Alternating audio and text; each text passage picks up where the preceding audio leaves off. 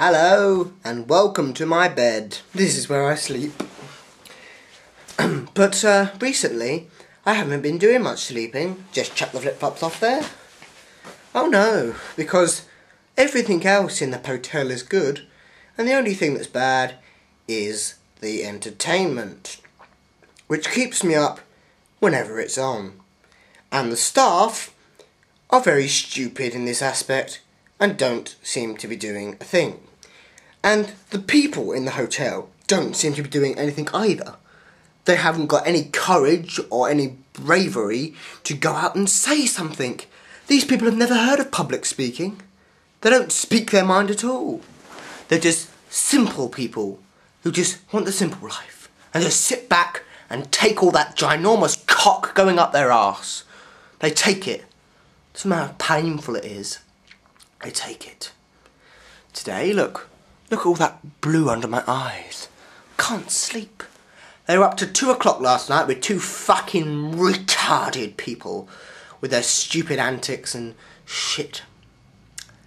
So, yesterday night we went to bed about, I went to bed about 10 to 10 because we'd had a long day.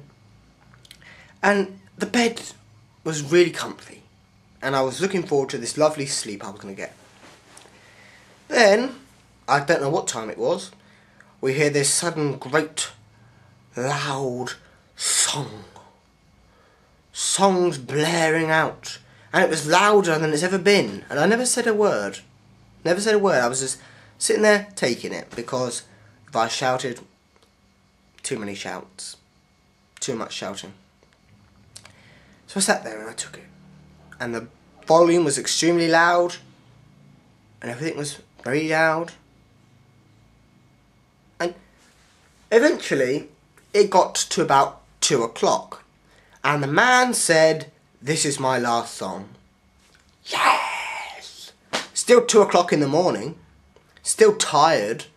Still absolutely totally exhausted from the night before.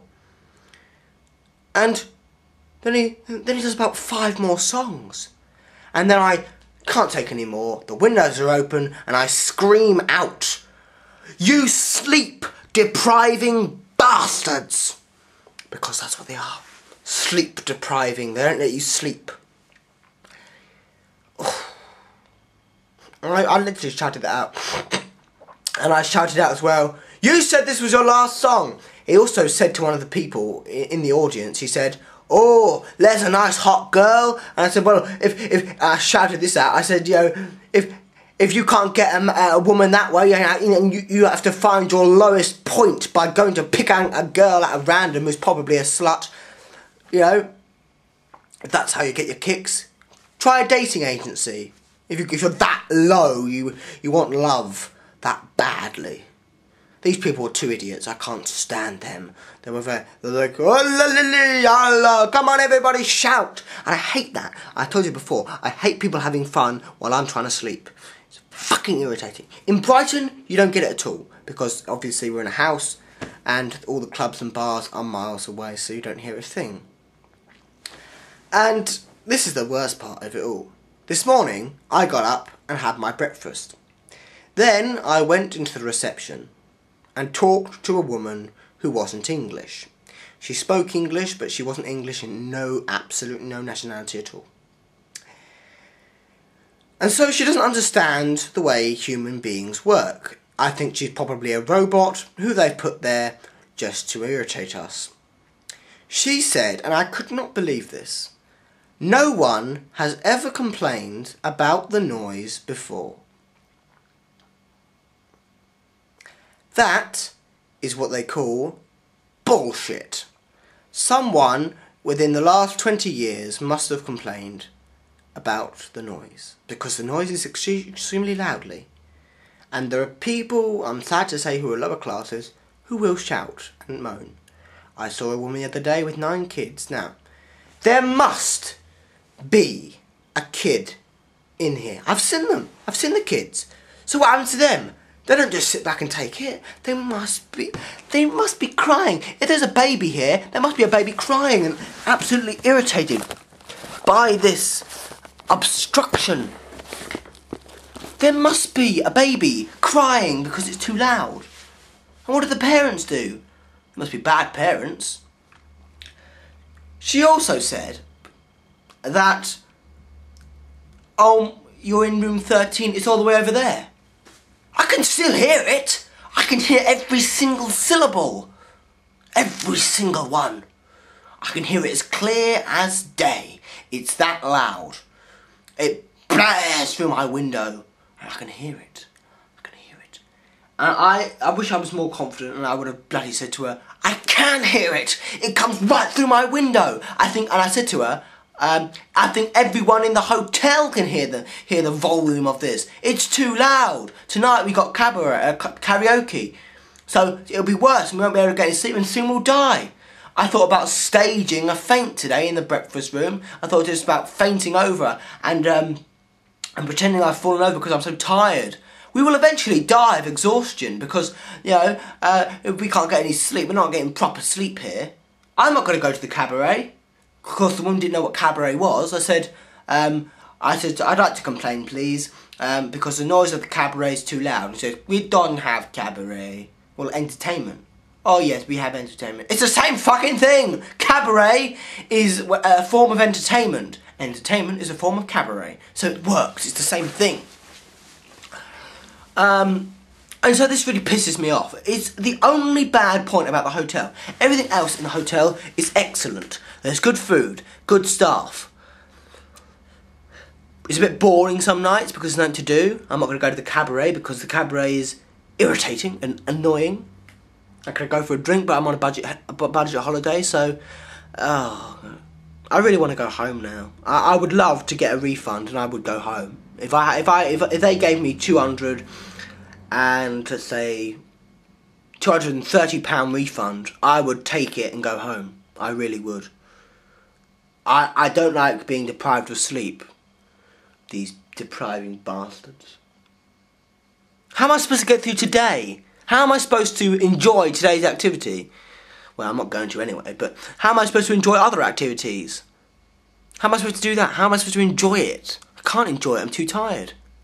And that woman who told me that I would not be able to hear from here is completely and utterly balmy. Of course I can hear it. It comes shooting through my window. I can hear it every night. Angry. And Toby keeps saying we're making everyone look up at us and stick their nose up at us, but I think they're snobby bastards.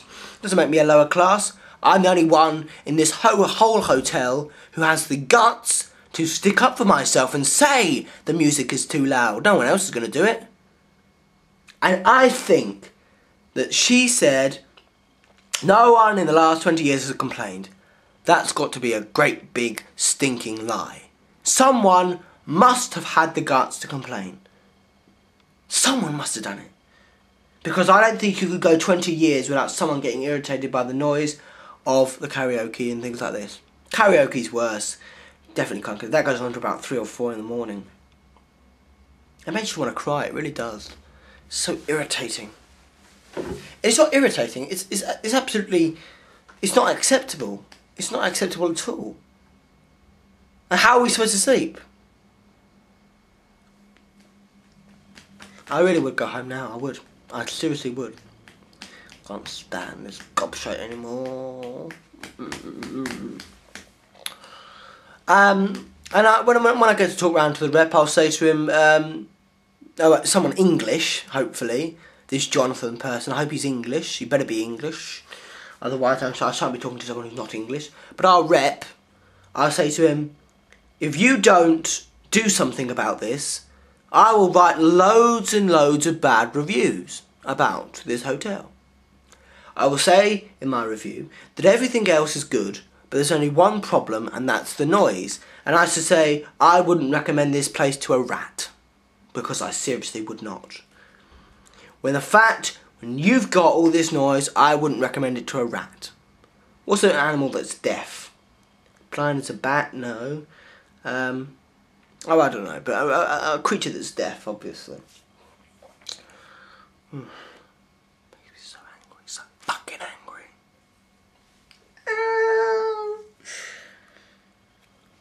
You have the evidence here. You have the evidence in my eyes. You can see I haven't had any sleep. Thankfully, the bed was really comfy last night, so I did get a nice night's sleep after the horribleness of 2 hours of gobshite. No, not 4 hours actually, 4 hours. What's the solution? Put the cabaret on earlier, about 8 o'clock. I know people are still having their dinner, but they can goddamn hear it. Of course they can hear it. They can hear it for about 2 miles that way. They can still hear it, it's so loud. I think everyone in this hotel is deaf. Because they cannot cope with this level of loudness. And on top of that, we got the noise of cars going by, we got the noises of people talking and shuffling and making noises. So, don't come to the Potel in Paphos because it is absolutely, totally shite. If you want good food, nice people, come here. But if you want your sleep, then don't come here.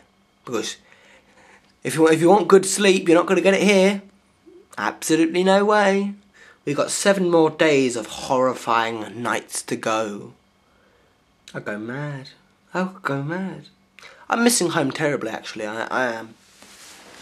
I really want to watch One Foot in the Grave badly. I really want to watch an episode of it because it's so funny.